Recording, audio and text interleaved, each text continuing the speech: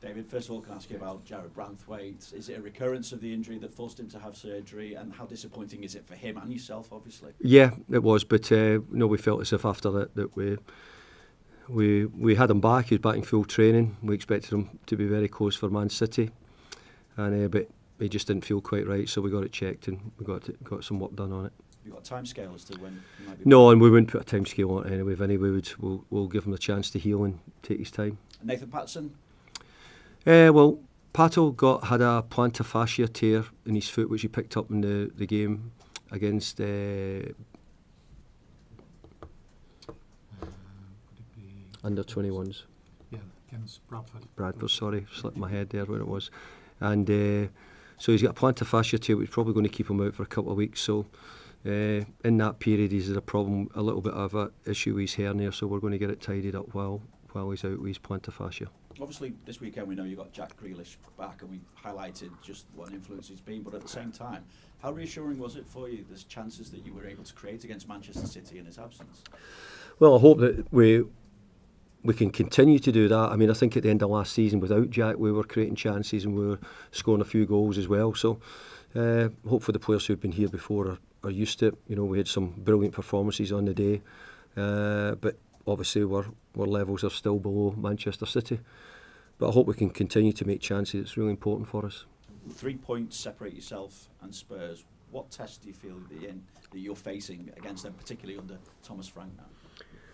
Well, 3 points at the moment don't sound that much, but in truth it is quite a lot, because you know it's so difficult to gain points in the Premier League at the moment. You know, and it's tight in lots of areas. So Tottenham have always had a good side wherever I've known, always good teams. I think Thomas has had a brilliant start, started his management career at Tottenham in a good fashion. So it's a tough game. They've got a great away record at the moment, but we've also got a pretty good home record. Thanks, David. Thanks, Vinny. We'll go to Fraser at Premier League Productions. Just moving on from that, David, knowing Thomas as you do, obviously it's a pretty high pressure job at Spurs, given the expectation that club has. Did you always think that he was the kind of character that will be able to handle the expectation that a club like Spurs has? Well, his work he done at Brentford was hugely going to get him another job because of how well he done at Brentford. He done a great job over the years, helping bring them forward and building a great side which they had at Brentford. So it's no surprise that he was going to get one of the big jobs somewhere along the line. I think he would have probably been spoken to by other big clubs, I'm sure, somewhere before as well. But I think Tottenham probably works for him well, keeps him in London, and it's been a good start to the season for him. And you mentioned the home record. This will be your 6th game at home now in the new stadium. How has the transition been for you overall so far? Is it feeling like it's home? Yeah, I think we're all pretty comfortable. I think, like anything else, I don't think you. I think if we'd been losing the games, you might have said how this is difficult. What's happening here, but we've won the games, and it's a bit easier to speak well about it. But generally, I think it's something we've been sort of waiting on. We've been hoping for so many years at Everton.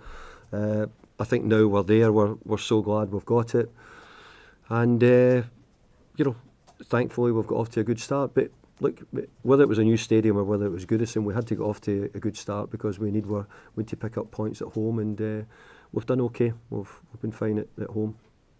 Okay. Thanks, Fraser. We'll go to Julia at Reading on Merseyside. Yes, Hi there. With Jared's injury, does this give you a chance to now maybe look at things? I know Jake has always said he still sees himself as a centre-back and he's been in the right-back position. Could you give him a run at centre-back now? Yeah, absolutely. We gave him a run at the end of last season. I think he played at centre-back. Certainly played at Newcastle. Might have been Crystal Palace we played centre-back. No, it wasn't Crystal Palace, I don't think he played. So he's had a couple of games and he done very well. Might have been Fulham actually, where I'm thinking of possibly. So he is a centre-back, but he's doing a really good job for us at right-back in the main, and he needs to keep his levels up like we all do. Do you like working with those players like him and probably James Garner as well that are so versatile and that, you know, if you need them, you have that conversation and they just say, yeah, I'll play where you want? Well, I think versatility is a big part of football now, where a lot of players are playing in different positions. I think quite often and I'm calling Jake a young centre-back, he's maybe not that young now, but to be a sort of young centre-back, quite often you might have had to make your debut and get started being a full-back. I certainly did as a player as well. But I think that's part of it. As it is, having Jared and Tarky here is a hard two to nudge away. Keno's played very well in the game, so he'll need to keep fighting for his own position where he's playing at the moment. And but if we have any problems at centre back, then we know we've got them. You mentioned there was 3 points between the two teams going into this game. When you arrived in January, the pressure was incredibly different. Is it different type of pressure now? Because everyone's looking up and saying, how many points to those European places? Yeah, it is different because I think when I came in, certainly, there was a feeling of anything we can do would be, anything better than what's going on would be good, because if we could stay in the league, that would be hugely important. Our most important thing, moving to a new stadium, how are we going to do that if we weren't a Premier League team? So I think it's changed a little bit. I actually think the supporters have changed as well. I think they're certainly more optimistic. But I do think it's part of the manager's job to do that as well. I think you want to try and build a little bit of expectations. But on the same breath, you mustn't forget where we've been for quite a few years, and we're just coming out of difficult financial times. Where there's a lot of things going to need to change for us to get back to the levels who we all hope we get to. But I've been really pleased with how the players have done. I think they've been great. There's been a couple of games we could have done a bit better, but in the main, I think they've started very well.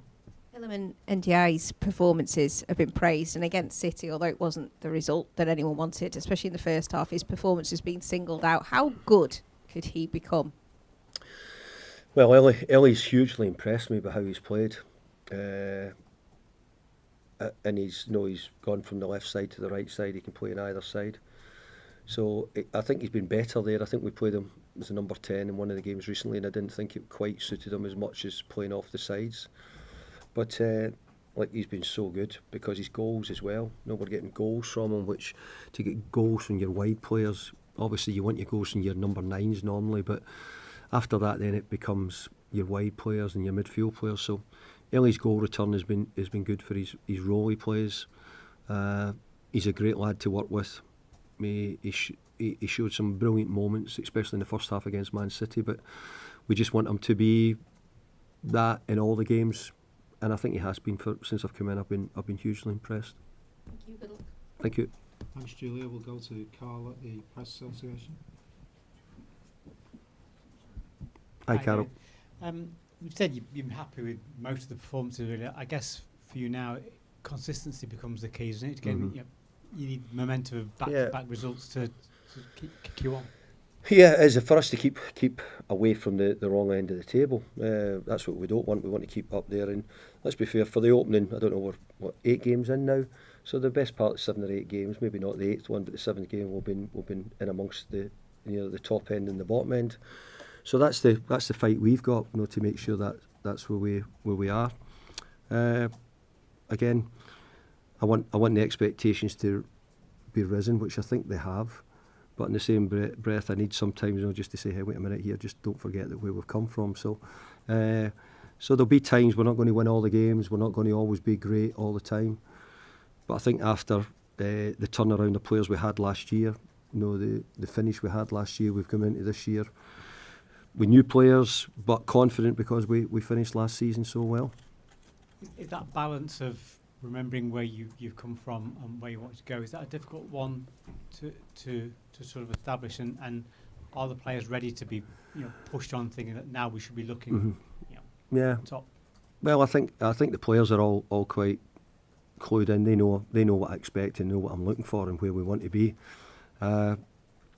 And I think I can speak to Evertonians because they'll understand. I've been here long enough and they'll understand what we're saying. Look, we're getting much better, but we've got a long journey to go to get to the levels. And the first time I was here, it took 11 years to probably get. We were maybe getting there a bit sooner, but it wasn't a journey which we could easily just turn up and say we're going to switch the light on here and everything's going to change. It's not, but we're doing a big job in trying to get it turned around as quick as we can. Thanks, Carl. Any further questions in the open section before we move on? No? Okay, thanks. Thanks, David. Thank you.